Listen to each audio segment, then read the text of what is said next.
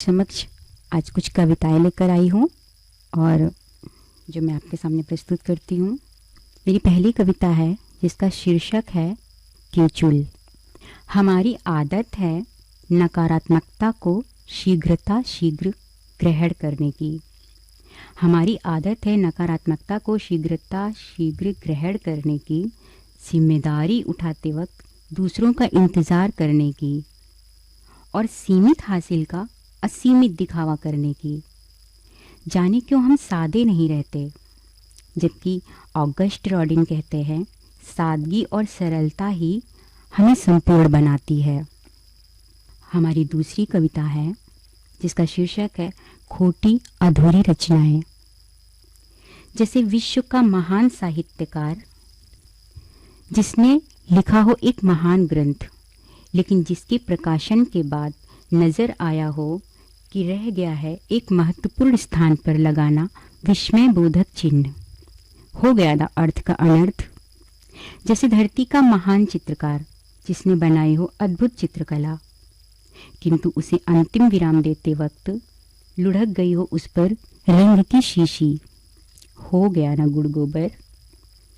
जैसे कुछ सिक्के कि जिनसे कीमती कुछ भी नहीं, फिर भी गिर जाता है उनका स्तर, मुद्रा होने के बावजूद भी, सिर्फ एक खोट के कारण। ऐसे ही सृष्टि के सबसे बड़े रचनाकार के हाथों भी बन जाती हैं कुछ अधूरी कृतियाँ, जो होती तो अमूल्य किंतु स्तर गिर जाता है उनका उनकी एक खोट पर। इन खोटी चीज़ों की बाजार में बोली नहीं लगती, ये कर दी जाती हैं साइड, क्योंकि नहीं होता खोटों का कोई भी खरीदार। लोगों की नज़रों में ये खोटी चीज़ें धरती पर रहती हैं घुसपैठिए की तरह, अवैध, अनैतिक। ये बेशर्म घुसपैठिए अपनी जिद पर दुनिया में वैसे ही जीते हैं जैसे किसी गुलबाग में ज़बरदस्ती उगा हो एक नागफनी, जिसे गुल नहीं शामिल करते अपने समाज और दुनिया में, नहीं सजाती इनसे अपने रिश्तों का गुलदान। बाजार के लिए तैयार की गई सारी कृतियाँ तब रह जाती हैं रचनाकार के पास उसके अकेलेपन की साथी, उसकी रची अमूल्य बेशकीमती किंतु खोटी अधूरी रचनाएं। मेरी तीसरी कविता का शीर्षक है मरने वाला मरकर अकेले नहीं जाता। कौन कहता है कि मरने वाला अपने साथ कुछ नहीं ले जाता? कौन कहता है कि मरने वाला अपने साथ कुछ नहीं ले जाता? कभी पूछोगे तो जानोगे कि वृद्धाश्रम में मरे माँ बाप अपने साथ ले जाते हैं अपने बच्चों के आने का इंतज़ार। पूछोगे तो जानोगे कि भूख से मरे बच्चे अपने साथ ले जाते हैं स्वाद का लालच। ऑनर किलिंग में मरे प्रेमी अपने साथ ले जाते हैं न्याय की उम्मीद, और सरहद पर शहीद सैनिक अपने साथ ले जाते हैं रह गए अपने अधूरे कर्तव्य का अफसोस। नहीं, मरने वाला मरकर भी अकेले नहीं जाता। इसलिए जब मैं मरूंगी तब अपने साथ ले जाऊंगी सिर्फ एक काश। काश फूल झड़ते नहीं, पत्ते गिरते नहीं, तारे टूटते नहीं। काश समय को वापस लाया जा सकता तो मरने वाला यकीनन मरकर अकेले ही जाता। मेरी चौथी कविता का शीर्षक है तुम्हारा होना।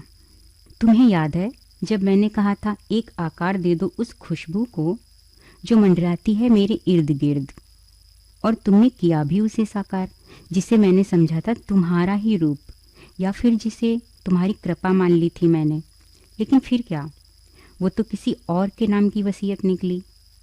ये छल, मजाक या धोखा क्यों? क्या इसलिए क्योंकि तुम सर्वशक्तिमान हो, इसलिए कर सकते हो अपनी शक्तियों का दुरुपयोग भी? जलाते हो कभी कभी इतना तुम अपने भक्तों को, और भक्त प्रेम से जलता है इस भ्रम में कि वो कुंदन बनेगा, और तुम जलाते जलाते जलाते जलाते जला ही देते हो, और वो कुंदन तो नहीं, हाँ लेकिन बन जाता है राख का ढेर जरूर। इतनी कर देते हो काट छाट उन भोले मासूमों पर जो तुम पर करते हैं आंख मूंद कर भरोसा और बंटने देते हैं खुद को टुकड़ों में शौक से।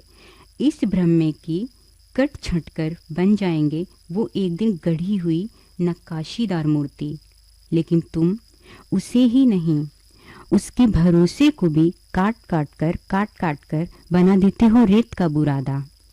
और कितनी आसानी से टाल देते हो उसके प्रश्नों को, ये बोलकर कि ये तुम्हारे पूर्व जन्मों बुरे कर्मों का फल है, या फिर ये कहकर रखते हैं हम जिससे अत्यधिक स्नेह उसी को तपाते छांटते हैं और बना देते हैं राख या रेत का बुरादा। तब तो फिर ये सूत्र अपनाना चाहिए हर माँ को भी कि करती हो जिस बच्चे से अत्यधिक प्रेम उसे ही फेंक दे किसी गहरे कुएं में या झोंक दे अंगारों के बीच। तो फिर इन स्नेहिल रिश्तों पर किए गए भरोसे का क्या? लोग कहते हैं कि नहीं हिलता है एक भी पत्ता तुम्हारी मर्जी बिना। तो फिर हमारी सफलताओं का श्रेय तुम्हारी कृपा और असफलताओं का अर्थ हमारे कर्म निर्भर है। जब हमारी तकदीर हम पर ही, तब तो तुम्हारा होना ना होना दोनों का मतलब एक है। मेरी अगली कविता का शीर्षक है तथाकथित कुछ लोग। तथाकथित कुछ लोग अपनी हर निरंकुशता को सही ठहराते हैं बालिग होने के नाम पर। तथाकथित कुछ लोग अपनी हर अय्यासी को सही ठहराते हैं आधुनिकता के नाम पर। तथाकथित कुछ लोग अपने हर कुसंस्कार को सही ठहराते हैं शिक्षित होने के नाम पर। और तथाकथित कुछ लोग अपने हर अधर्म को सही ठहराते हैं संविधान के नाम पर। तथाकथित कुछ लोग अपनी कुभाषा को सही ठहराते हैं अभिव्यक्ति की आज़ादी के नाम पर। तथाकथित कुछ लोग अपनी बेलगाम आवारगी को सही ठहराते हैं अल्पसंख्यकता किसी भी रूप में के नाम पर।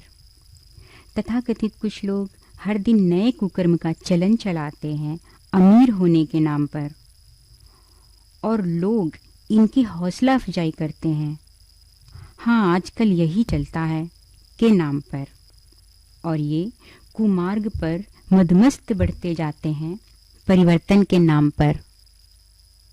हम किस जमाने के लोग, हम किस जमाने के लोग। धन्यवाद।